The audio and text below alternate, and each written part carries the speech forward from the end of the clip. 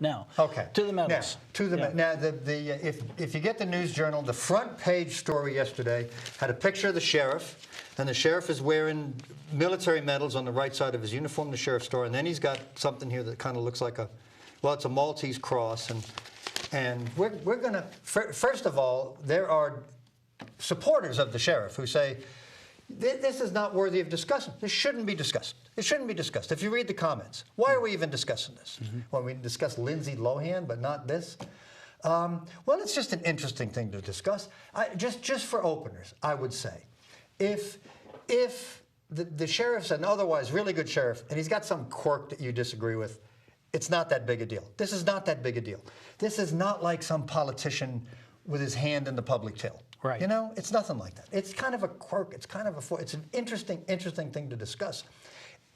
My reaction long ago was that somebody who designs his own kind of quasi-military costume is either in Gilbert and Sullivan or perhaps has an identity problem. I don't know that to be sure. I mean, the sheriff presents a very terrific appearance. I mean, he looks like the model sheriff. He's trim and he looks nice and everything.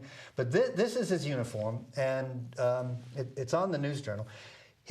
When he dresses up, he wears a gray coat. On the shoulders of the gray coat are 4 stars. The 4 stars look like the regular military insignia of a 4-star general. And if you're not familiar with the military, a 4-star general is as high as it gets. The highest generals in the U.S. military have 4 stars. No 5 stars now. Not now. No. In World War II, MacArthur was a 5-star general. Eisenhower was a 5-star general. There were a couple of others. This is when these commanders not only led American troops, but led other nations' troops, so they could distinguish them above General Montgomery or something. I mean, if you've got a big base, like a big Air Force base or a big Navy base, you'll have a 1-star or a 2-star in charge of that whole base. If you've got a division of troops, that's not a division. That may be a 1- or 2-star general, but a 4-star general controls armies. Man, that's a really big deal. Well, then why does the sheriff weigh 4 stars? Well, first of all, lots of other sheriffs do, and some wear 5 stars. I looked this up. In Jacksonville, the sheriff wears 5 stars, and he is an undersheriff which wears 4 stars. I don't know. The sheriff was a major, which is an 05, which has a gold cluster, so he must know the significance of the 4 stars. But he wears the 4 stars, and I think that is in accord with what sheriffs do. It looks a little odd to me, as a former military person, to see a 4-star general in charge of a few hundred civilian sheriff's deputies, but that is certainly in accord with what the sheriffs do. Do these other sheriffs wear military medals? Not that I know of. On their sheriff's uniform. That gets to with the main the 4 thing. stars. Right. You got the 4 stars, and you have some gold braid around here, which I think is kind of consistent too. But then, and on the left side of his uniform, that's where you wear your sheriff's star. So that's the big sheriff's star, and of course he has to wear that. That's the insignia of the sheriff's department. Right. So he wears that. And he's got his military medals, which he earned. He retired as a major in the Air Force. He spent 20-some years in the Air Force. Honorably, he earned these medals. He's not fudging at all. And he's got these medals on the right side of his uniform. Well, the military is sticky about that stuff. I mean, if you showed up in the military, all the military medals on the left, there's maybe 1 or 2 little exceptions. You have some kind of little commendation a couple little things can go on the right.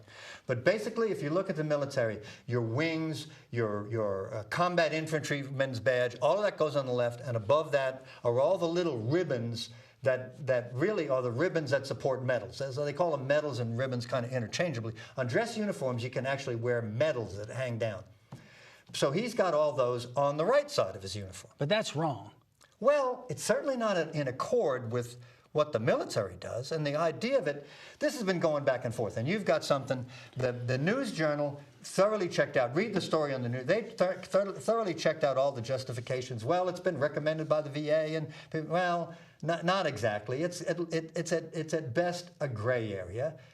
You know, that's not a big deal to me, the fact that I'm not a big deal for civilians following a lot of rules. He's a civilian. But Bill, you've served in combat. I mean, you were an awards officer in combat in the Marine Corps.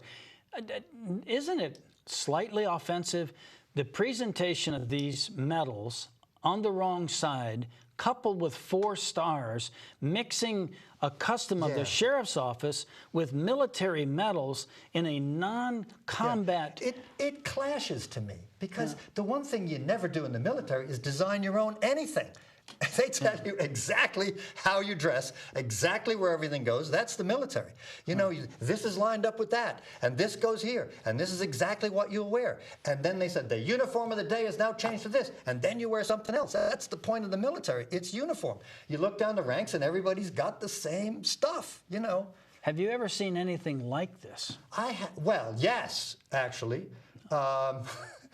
Honestly, the first thing I thought of, let's go to one other thing that he wears. Okay. And that is this Maltese cross, and we got a picture of that. This is, and he doesn't wear it all the time, I'm sure, but this picture was in the News Journal, and we've got that, and we can put that up. Okay. You notice right under his tie is this Maltese cross. Now, how did he win that? Well, he actually kind of bought it. There's a distant relative of the Russian czars, the Romanovs, who's kind of given these things out. You become a knight in this by, you got to give them $1,000 and then province to give them some more money, and then you get this thing. So that is not an award in any sense. Could I be a knight? I think you could. You got $1,000? I've wasted other $1,000. I wish I would have bought being a knight. Where would you wear it, though? You don't have a uniform. I would wear it. You'd wear it? Yeah, I'd wear it right around my neck, so everybody would see it. Would you? Why would you pay $1,000 for something nobody would see? Well, that's a good point. You paid $1,000, you might as well wear it. You don't wear it in your underwear. Yeah. I mean, you know. But that's kind of. Have you seen this Maltese cross before? Yes. The first thing this reminded me of, first of all, I've always been fascinated by Kaiser Wilhelm II. Kaiser Wilhelm II got to be a Kaiser when his father died in the late 19th century, and unfortunately, the Kaiser was born with a deformed arm. And he was the most bellicose, military. I mean, he wore all kinds of different uniforms like they did in those days. Not just him. All the leaders wore all these military uniforms. And we have a picture of a uniform worn by the Kaiser. There it is. Now look at that decoration he's got. That's an iron cross, but it's just a striking similarity. I like the bird on the top. Now that we're not saying that. Well, that's exactly the same as the Maltese cross. It looks like it, doesn't it? Maybe it is. Well, it is. Let me tell you how I know the Maltese cross is it has 8 points. These 8 points are supposed to tie into the Beatitudes from the New Testament. They're supposed to tie into other virtuous things. There's all kinds of stories about the Maltese cross. But could we go back and see the picture of the sheriff again? If you could just... I'm telling you, it does look like a Maltese cross. It is. They're both Maltese crosses, okay? And now, not to say there's anything wrong with the cross symbol itself.